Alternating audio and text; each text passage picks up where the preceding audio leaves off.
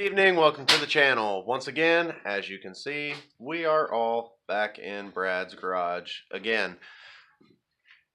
We may have messed up a little bit and did a whole bunch of stuff off camera that we probably should have recorded, but our schedules have been conflicting with one another right now, so when we can get over here and work on it, or as I should say, when Jake can get over and work on it, is kind of when things get done.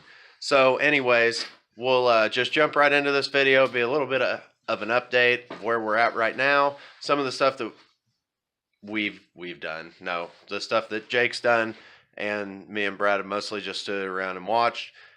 You'll see all of that. Well, we'll just go to the video.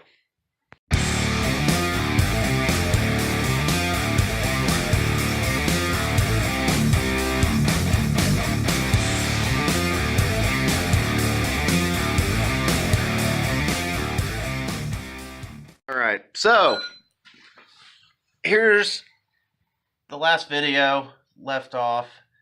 Jake was drilling these holes. I don't exactly remember what the last part of it was. I don't know if you've seen them, but they are all bolted up now. So that is that. He has also mounted the bearing holder to the frame. I don't know if you can see that or not. Kind of a top view. I think he's still going to do something up here and run a brace to the top of the frame. I don't see. Pretty sure that's the plan, right? That's the plan. Okay. Ooh, there we go. You might notice this big shiny thing on top of the transmission. Jake decided that he is going to custom fabricate an intake, and he did. That's what, 2-inch conduit. A piece of 3-inch flat by 8-inch for the flange. I think we got a little bit of video of me drilling it and cutting the holes and stuff. But, yeah.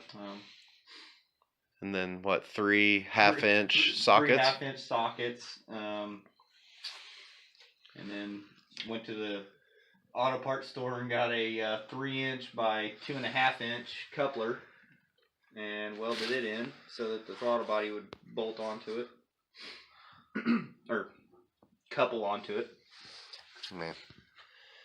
Man. And then over here, so now the Polaris has a fuel pump. Jake welds plastic for a living, so he just welded the fuel pump from the snow machine into the Polaris tank. Yep. And getting ready to work on the float. Yeah. So cut a nice little hole in the back of the tank, and there's the piece that the float goes into out of the snowmobile tank. And then it's just going to go on here. I've got to do a little bit of grinding so it fits right, and then we'll get the plastic welder heated up and go at that. Yeah, we will be able to see when it is out of fuel with the factory gauge. It'll have a working fuel gauge. Yeah. So, anyways, I think probably just get into it. Yep. So Jake says it's getting about that time, so he's going to explain what he's going to do, because Lord willing, me and Brad sure as hell don't know what's going on. So I usually just I'll get the piece fitted, and then I'll go back through and I'll use the tip of the gun. It preheats it with hot air. I use the hot air to preheat the pieces, and then just kind of use the very tip of this to make a tack bond so it holds the piece in place. Let it cool back down a little bit, and I'll go back over the rod.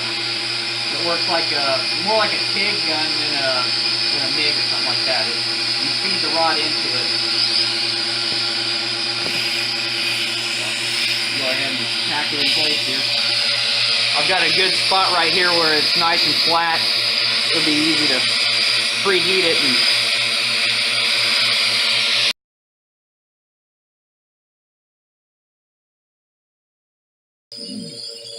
so. Yeah, already strong enough that you can pick it up. So I guess that you could probably just leave it. You could do that all the way around in theory, if you didn't have to fill anything. Right. If you didn't have to fill any gaps, you could just use this. It'll bond it together. You know, two pieces and make them bond. So the rod's just kind of... It's rod filler. Yeah, extra security. Yep. Make it good and strong. Nice little spring action. Spring it.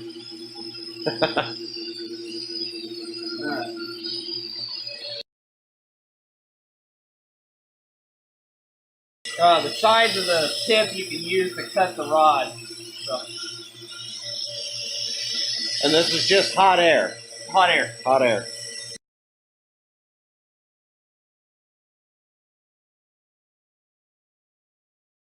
Of course, fingers. But I mean, well, it's something that's going on in this garage. There's got to be some kind of element of danger. Well, it looks like I pretty much got it in there. I'm just going to go ahead and make a couple extra passes around it just for extra strength.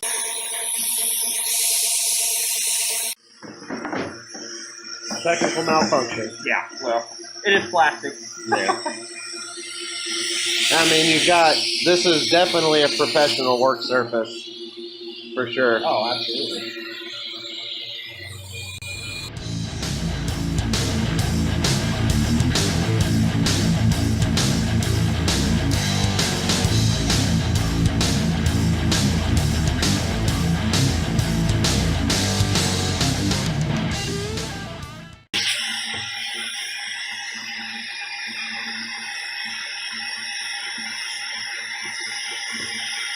Cool.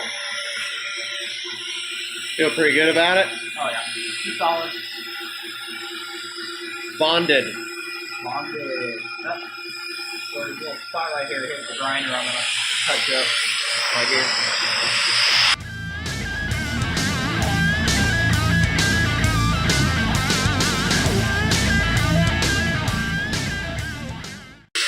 You're just kind of going over rough areas. Yeah, just spots that look a little rough.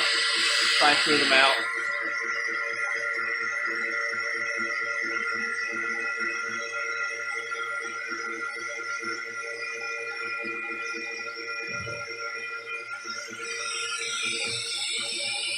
Yeah, the cool thing about polyethylene, it doesn't matter what color it is, it all sticks together. Yeah. High density, low density, medium density. It's all the same stuff. And is that what the color of it signifies, the density? Not 100%, no. But, I mean, usually the lighter colored stuff like paints and things like that, some of it's low density or medium density. It just kind of depends on the application you're doing. The lower density stuff's easier to blow mold. Yeah. Paint or whatever. But they got to make it out of that so that the fuel doesn't just eat it away. If they were to use like an ABS plastic or something like that? Some other plastics, they just use polyethylene because it doesn't react to it at all. I did the same thing as I just did with the fuel pump to get that result.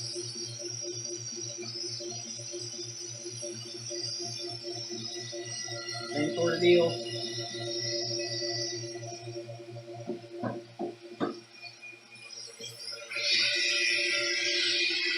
That's pretty damn nifty. Yeah. Not something I've ever seen. I imagine you don't. It's just not something you see every day, I guess would be the best way to put it. Yeah. So now we have a float and a fuel pump in the factory tank. Yeah.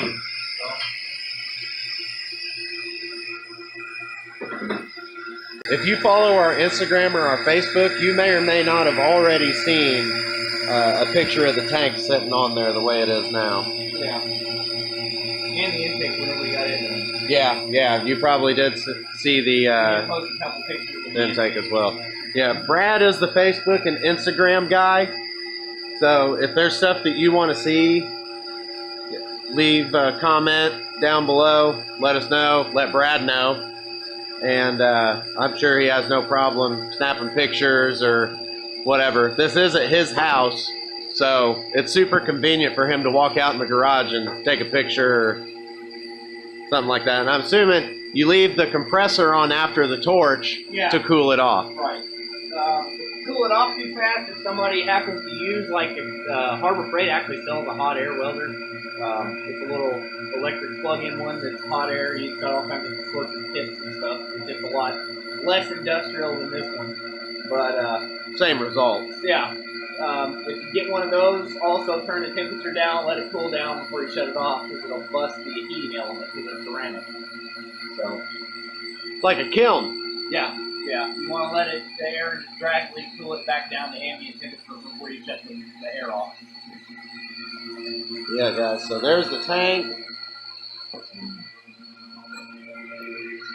in the quad, and then that's where the fuel sending unit will sit. Yeah. And of course, that intake. Got enough that Jake said he's gonna flip the shift fork. I guess you would call that a shift fork. Yeah. Flip that around, and then we'll be able to utilize the factory Polaris shifter. I don't know. I've questioned a few things on this build, and somehow Jake always figures out a way to make it work. So, I don't know. yeah, in a old garage in cold Indiana, we've had the heat off in the garage for what? 5 minutes, maybe? It is cold for Indiana, really. I mean, it was 1 degree. I think when I was on my way over here, it was like -2. According, yeah. 0 degrees. 0. That's the first time we've been neutral all day. Right, and it feels like -15. It was actually -13 this morning. Yeah, so it's been cold. Jake works outside, so you didn't even go to work today, did you? Yeah. In the shop. Oh, today. Shop duty. Yeah, so I work in a shop. We've got pretty good radiant heat. Brad didn't work. Brad never works. He pretty much has a part-time job. That's why I get paid for 40. Yeah, well, you know. I mean, who would have thought that you could weld? Eventually, someone was going to figure out that you could weld plastic. Right. That it's just inevitable. They started making plastic, back, I don't know, around the time of, I don't know, the Stone Age, somewhere around there. We were still using like a chisel and a chisel. We were still using a chisel and a hammer to talk to each other. So yeah, it was just inevitable before somebody came out with this. But that's pretty amazing. Wow, there we go. It's a pretty amazing machine.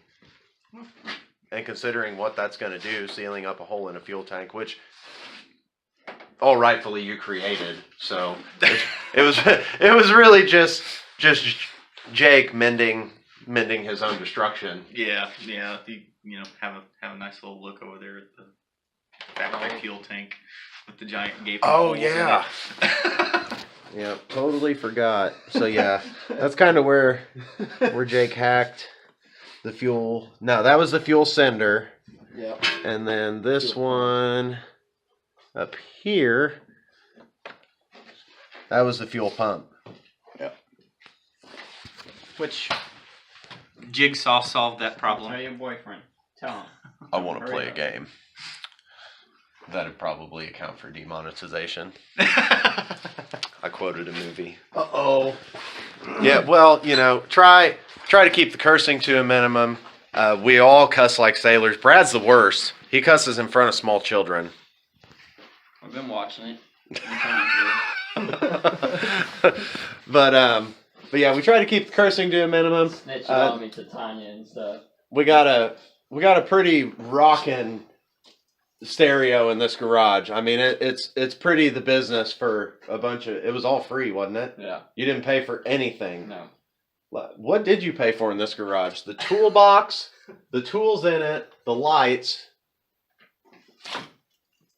The propane tank. Oh yeah, I mean, well, yeah, propane tanks and all fuel the chemicals and stuff. up there. Yeah, but Didn't pay for any of that tape. Yeah, none of the tape, none of the nuts and bolts really, except the little kits underneath there that we got.